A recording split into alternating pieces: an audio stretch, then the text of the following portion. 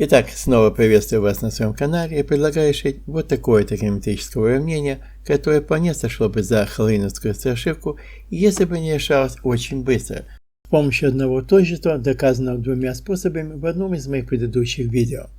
Тем, кто смотрит мои видео, предлагаю окинуть это уравнение свежим взглядом. Ничего вам оно не напоминает?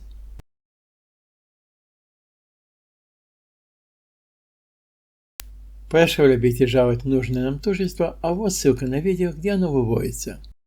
Теперь понятно, что если заданное уравнение переписать в таком виде, то левая часть уравнения оказывается буквально созданной для этого тождества. Применяя ее, получаем произведение трех сомножителей с коэффициентом 3, который в данном случае можно отбросить ввиду нуля в правой части. И теперь так и хочется приравнять каждый сомножитель к нулю.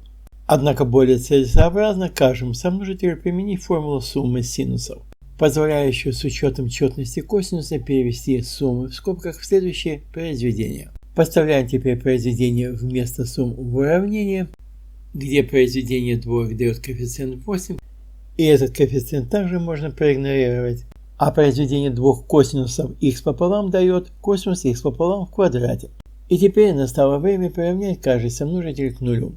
И поскольку квадрат числа равен нулю тогда и только тогда, когда само число равно нулю, квадрату косинуса х пополам можно отбросить. И здесь надо обязательно избавиться от лишних ветвей, иначе просто стыдно будет людям в глаза смотреть. Для этого предлагается один трюк, который, как мне кажется, приятнее угощений. Воспользуемся формулой синуса двойного угла и снова применим эту формулу, но для синуса х. И выясняется, что если косинус х или косинус х пополам равен нулю, то синус 2х также равен нулю.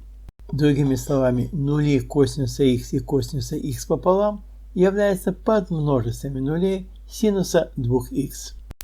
В таком случае уравнения для косинуса х и косинуса х пополам являются лишними, поскольку поглощаются уравнением синус 2х равно нулю. Теперь остались только уравнения, приравнивающие синус к нулю. И вспомним, что решение уравнения синус х равно нулю это х равно πk, где k целое число. А если их заменить на ах, где a отлично от нуля, то ах равно πk, откуда х равно πk, деленному на a, где k снова целое число.